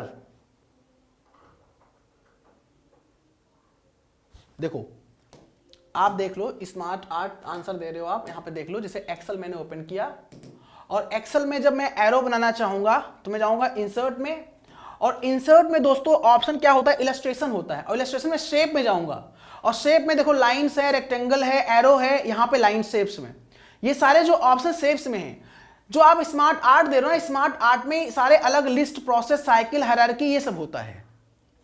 ठीक है, बात कहां की हो रही है, बात हो रही दोस्तों कि आप एरो चाहते हो, आप बैनर चाहते हो, है ना, आप जो है क्या चाहते हो, आप जो है स्टार चाहते हो, तो उसके लिए आप शेप्स यूज करोगे, ना कि स्मार्ट आर्ट यूज करोगे। सारे बच्चों का आंसर गलत हो गया है एक साथ,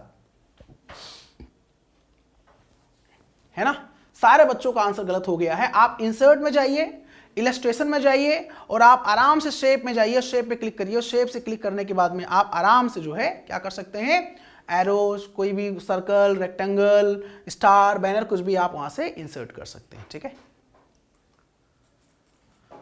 एमएस पावर पॉइंट में किसी सेटिंग के लिए ट्रिगर विकल्प का उपयोग किया जाता है।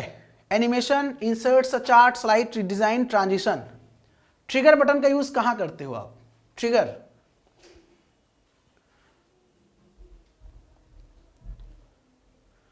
तो ट्रिगर के लिए आप क्या करोगे, आप जाओगे ट्रांजिशन में, और ट्रांजिशन कह रहा हूं मैं, आप एनिमेशन में जाओगे और एनिमेशन में आप देखोगे यहां पे ट्रिगर, एनिमेशन ट्रिगर का ऑप्शन होता है। एनिमेशन में ट्रिगर का ऑप्शन होता है, तो आपका ऑप्शन ट्रिगर कहां दिखेगा? एनिमेशन में आप ट्रिगर कर सकते हो। एनिमेशन में, एनिमेशन क्या होता है और ट्रांजिशन क्या होता है, डिफरेंस क्या होता है? जब स्लाइड, जैसे अभी ये क्या हो रहा है, ये ट्रांजिशन है। स्लाइड टू स्लाइड जो इफेक्ट होता है ट्रांजिशन होता है, और स्लाइड्स के अंदर जो ऑब्जेक्ट होते हैं उस ऑब्जेक्ट पे जो इफेक्ट होता है उसे हम एनिमेशन के नाम से जानते हैं। तो ये हमारा एनिमेशन कहलाता है, ये ध्यान दीजिएगा। Which of the following software is used for the making resume? अगर आपको रिज्यूम बनाना है तो आप किस प्रकार के सॉफ्टवेयर का प्रयोग करेंगे? अगर आपको रिज्यूम बनाना है, हाँ, स्लाइड्स के अंदर जो ऑब्जेक्ट्स होते हैं ना उस पर हम लोग क्या करते हैं, ठीक है, एनिमेशन करते हैं। स्लाइड्स के अंदर ऑब्जेक्ट पे एनिमेशन और स्लाइड्स पर ट्रांजिशन। अगर एग्जाम में आएगा स्लाइड टू स्लाइड क्या होता है, तो ट्रांजिशन होता है। स्लाइड्स के अंदर जो ऑब्जेक्ट्स होते हैं उस पर एनिमेशन होता है। ठीक है, ध्यान दीजिएगा। ठीक है, तो अगर हमें रिज्यूम बनाना है तो एमएस वर्ड का यूज करेंगे, यानी कि मेकिंग रिज्यूम बनाने के लिए क्या करेंगे, हम एमएस वर्ड का यूज करेंगे रिज्यूम बनाने के लिए। ठीक है, इनमें से किस सॉफ्टवेयर का प्रयोग बायोडेटा बनाने के लिए किया जाता है? MS word. हेल्प के लिए हम किस शॉर्टकट कुंजी का यूज करेंगे? हेल्प के लिए हम किस शॉर्टकट कुंजी का यूज करेंगे? आंसर दीजिए फटाफट। हेल्प के लिए हम किस शॉर्टकट कुंजी का यूज करेंगे? तो F1 का यूज हेल्प के लिए करेंगे, F2 का यूज रीनेम के लिए करते हैं, रीनेम के लिए करते हैं। ठीक है, चलिए भाई। Which bar shows the current position as far the text goes? जो आपका टेक्स्ट जहां पे जाता है वो कौन सा बार होता है जो करंट पोजीशन शो करता है? इसका आंसर दीजिए आप लोग, सभी लोग आंसर दीजिएगा। Which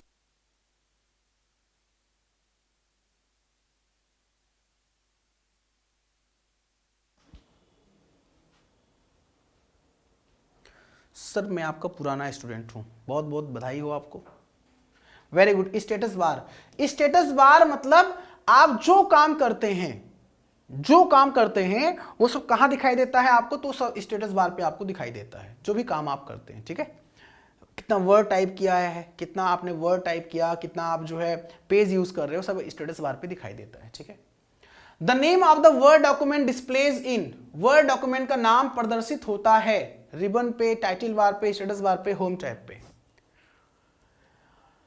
वर्ड डॉक्यूमेंट का नाम प्रदर्शित होता है, आपको बताना है वर्ड डॉक्यूमेंट का नाम प्रदर्शित होता है, कहां प्रदर्शित होता है वर्ड डॉक्यूमेंट का नाम? सभी लोग आंसर देंगे। वर्ड डॉक्यूमेंट का नाम प्रदर्शित होता है कहां भाई साहब?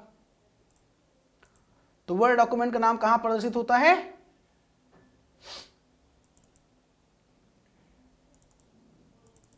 Very good, very good, title bar पे। Title bar will be correct answer. आपको पता है टाइटल बार सबसे टॉप का बार होता है, सबसे टॉप का बार होता है, और किसी प्रोग्राम, और किस नाम से आता है अगर वर्ड डॉक्यूमेंट? डॉक्यूमेंट 1 नाम से आता है, डॉक्यूमेंट 1 नाम से आता है, डॉक्यूमेंट 1 नाम से आता है। ठीक है, यानी कि वर्ड में अगर हम काम करते हैं तो, हाँ, अभी सैनी जी ऐप में चल रहा है। अभी सैनी जी आप जो क्लास की बात कर रहे हो हमारे ऐप में चल रहा है, करंट टाइम में ऐप में चल रहा है। यूट्यूब पे जब डेट आ जाएगा तो स्टार्ट कर देंगे, जैसे एग्जाम का डेट आया है तो क्लास में स्टार्ट किया हूं वैसे स्टार्ट हो जाएगा। ठीक है, which is the word processing software, इनमें से कौन सा वर्ड प्रोसेसिंग सॉफ्टवेयर है? आंसर दीजिए, इनमें से कौन सा वर्ड प्रोसेसिंग सॉफ्टवेयर है? सभी लोग आंसर देंगे फटाफट, कौन सा वर्ड प्रोसेसिंग सॉफ्टवेयर है?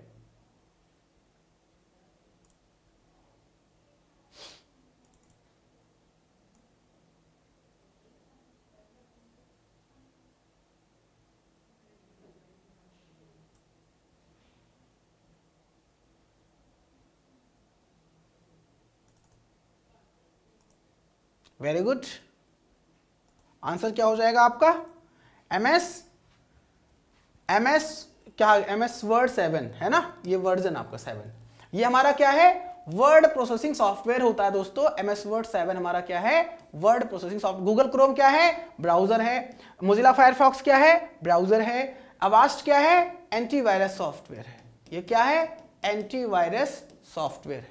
एंटीवायरस सॉफ्टवेयर है। बोलो क्लियर है? एंटीवायरस सॉफ्टवेयर है। बोलो क्लियर है? यहां कोई दिक्कत तो नहीं भैया? किसी को कोई समस्या, कोई परेशानी? If you have any question then please you can ask me without any hesitation. I will try to rectify your all problem.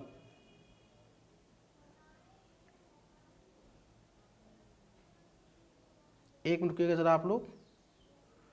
क्या कर रहा था मैं? 23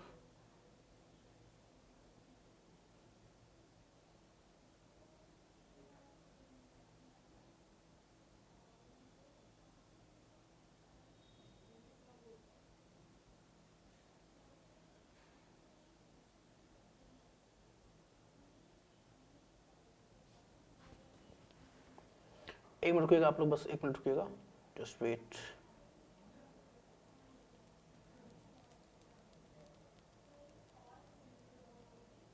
मैसेज आ गया ना, मैसेज का रिप्लाई कर दूं मैं, बस एक मिनट।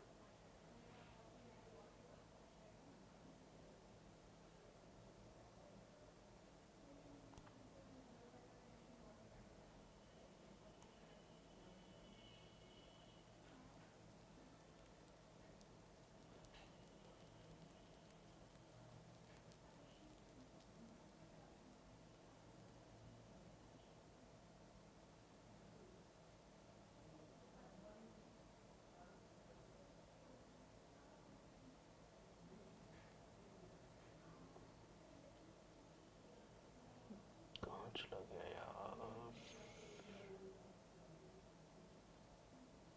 चलो ठीक है, आप लोग तो इसका आंसर दीजिएगा। नेक्स्ट क्वेश्चन का आंसर दीजिए। What program is used in MS Word to check the spelling check करने के लिए किस प्रोग्राम का यूज करते हैं? इसका आंसर दीजिए आप लोग फटाफट। तो आगे बढ़ते हैं हम लोग।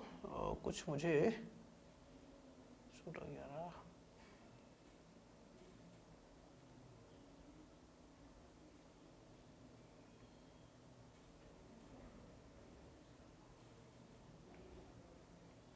वेरी गुड, बहुत बढ़िया। क्या आंसर हो जाएगा आपका?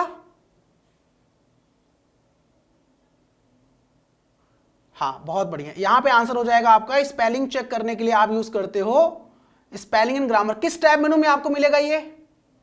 सभी लोग आंसर दीजिएगा, किस टैब मेनू में आपको मिलेगा ये?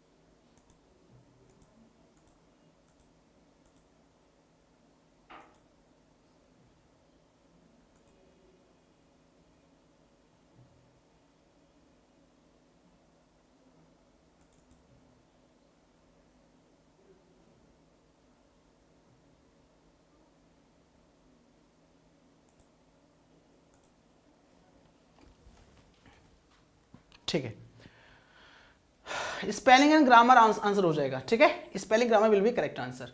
MS वर्ड में स्पेलिंग चेक करने के लिए किस में मिलेगा हमको? रिव्यू टैब मेनू में मिलेगा, रिव्यू टैब मेनू में, रिव्यू टैब मेनू में, ठीक है। एक मेल करना था एक्चुअली, ऑफिशियल मेल करना था ना, बस थोड़ा समय लगा आपका, आई एम सो सॉरी। चलिए अगला क्वेश्चन दोस्तों है to show the font dialog box press. Font dialog box दिखाने के लिए हम क्या प्रेस करते हैं? Ctrl+P, Ctrl+D, Ctrl+V, Ctrl+Q। Answer दीजिए। To show the font dialog box we press, font dialog box दिखाने के लिए हम क्या प्रेस करते हैं? सभी लोग आंसर दीजिएगा।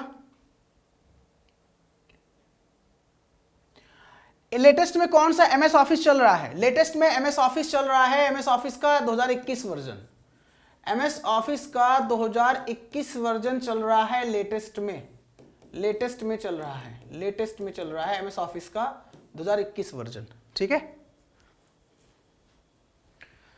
चलिए तो आंसर क्या हो जाएगा? फॉन्ट डायलॉग बॉक्स के लिए हम लोग Ctrl+D का यूज करते हैं। Ctrl+D का यूज क्यों करते हैं?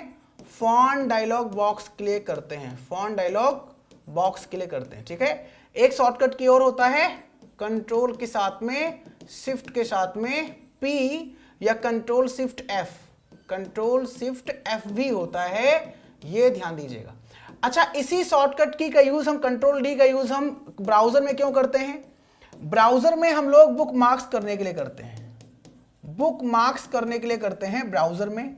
और इसी शॉर्टकट की का यूज हम लोग पावर पॉइंट में क्यों करते हैं? पावर पॉइंट में हम लोग करते हैं डुप्लीकेट करने के लिए, डुप्लीकेट करने के लिए स्लाइड को, डुप्लीकेट ऑफ स्लाइड, स्लाइड को डुप्लीकेट करने के लिए हम लोग करते हैं पावर पॉइंट में, ठीक है। चलो भैया आगे बढ़ते हैं। It is the change the way text wraps around the selected objects. आपको बताना है वह परिवर्तन जिस तरह से पाठ चयनित वस्तु के चारों ओर घूमता है। जैसे हम लोग जब सेलेक्ट करते हैं तो उसी की बात यहां पे करी जा रही है। हाँ, इसका आंसर दीजिए आप लोग।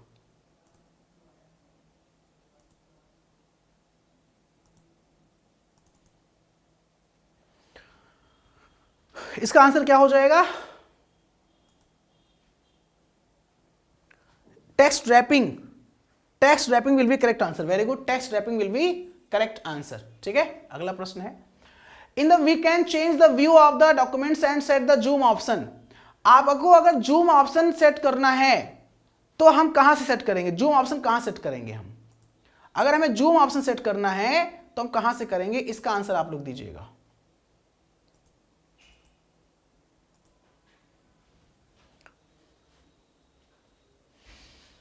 व्यू टैब मेनू, वेरी गुड, व्यू ऑप्शन होता है, व्यू, व्यू में हमारा होता है, व्यू में है ना, कहां पे होता है? व्यू में होता है। ये जूम वाला ऑप्शन कहां पे होता है? व्यू में होता है, ठीक है।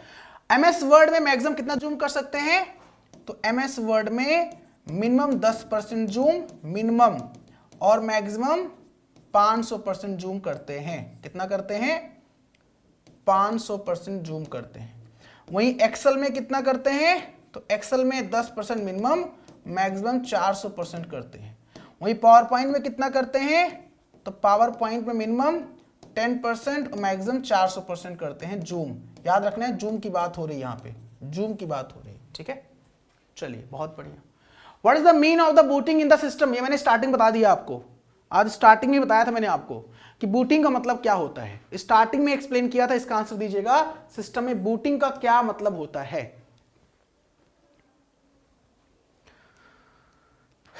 सेशन को लाइक शेयर भी कर दीजिए भाई, सेशन अच्छा लग रहा हो अगर आपको।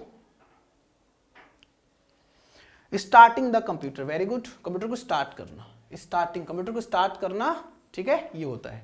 रीस्टार्ट मतलब रिबूट होता है, रीस्टार्ट मतलब रिबूट होता है, ये ध्यान दीजिएगा, ठीक है।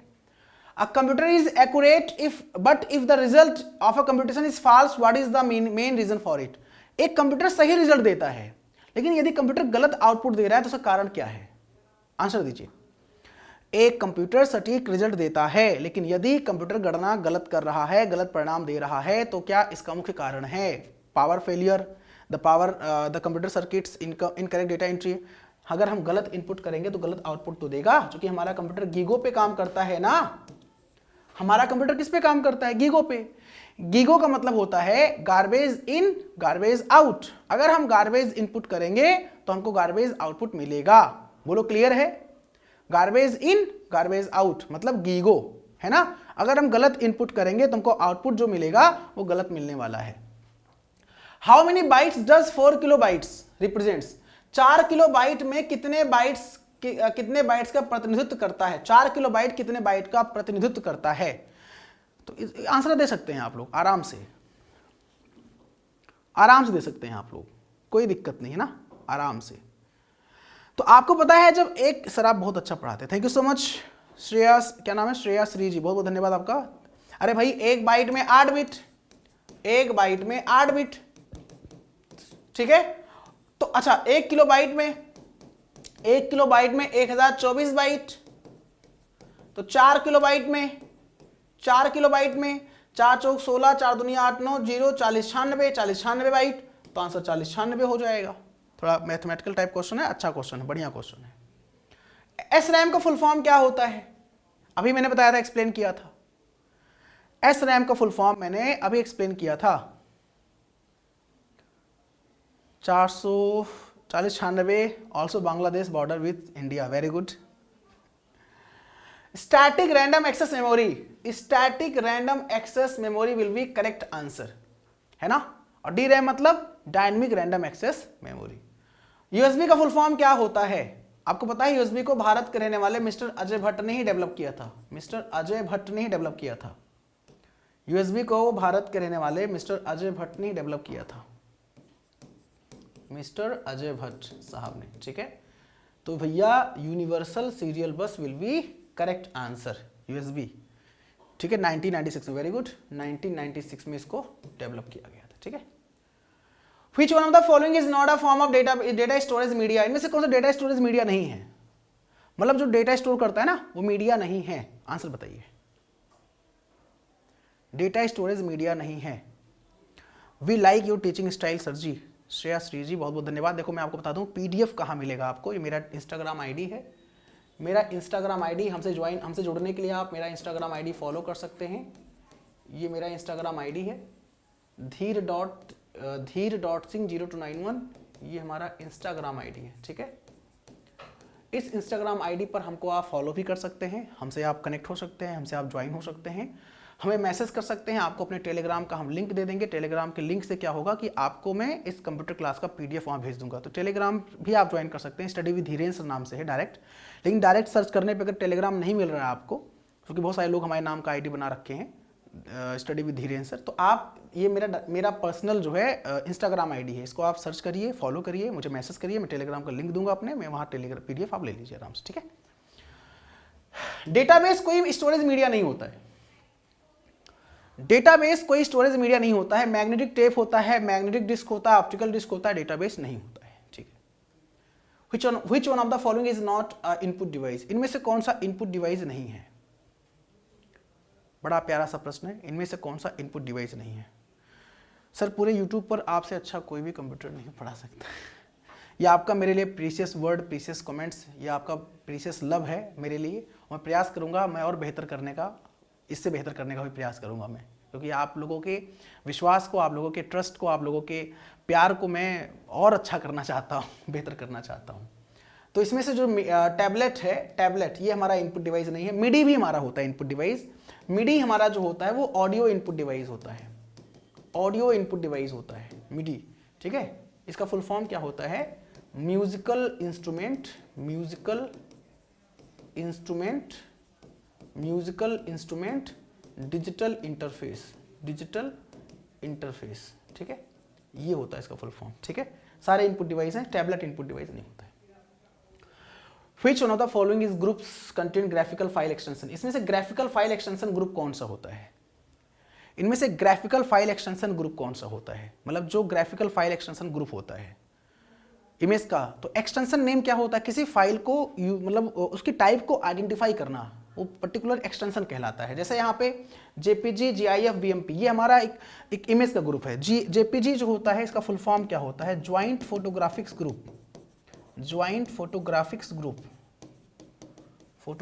ग्रुप, ठीक है। जीआईएफ क्या होता है, ग्राफिक्स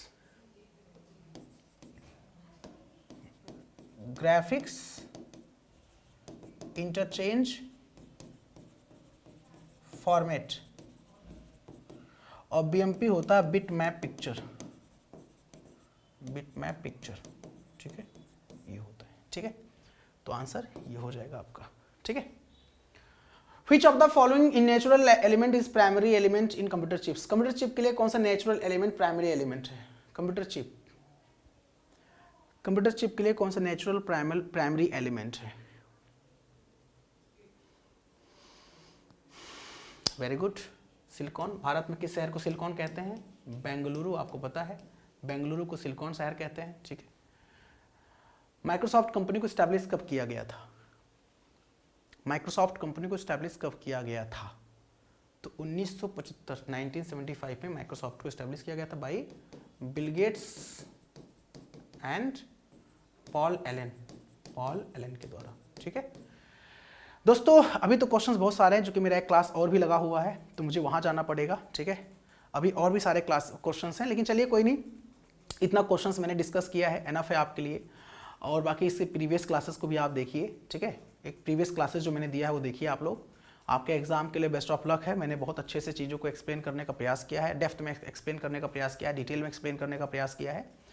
प्रयास करूंगा शाम तक या रात तक टाइम मिलेगा तो मुलाकात आप लोगों से ज़रूर करूंगा मैं, ठीक है। प्रयास करूंगा मैं रात को भी क्लास आपको मैं प्रोवाइड कर दूँ। फिलहाल अभी के लिए सेशन को यहीं पर मैं एंड करूँगा। इसका PDF आपको टेलीग्राम पर मिल जाएगा, तो आराम से पढ़ाई करते रहिए, स्वस्थ रहिए, मस्त रहिए, व्यस्त रहिए। कोई डाउट हो, कोई दिक्कत हो तो हमसे पूछते रहिए आप लोग, ठीक है। बने रहिए हमारे साथ स्टडी विद धीरेन्द्र सर के ऑफिशियल प्लेटफॉर्म पर। आपका प्यार, आपका सपोर्ट हमेशा बना रहे, ठीक है। सर आप मेरा ऐप, ठीक है, कोई दिक्कत हो पूछिए फटाफट हमसे आप लोग।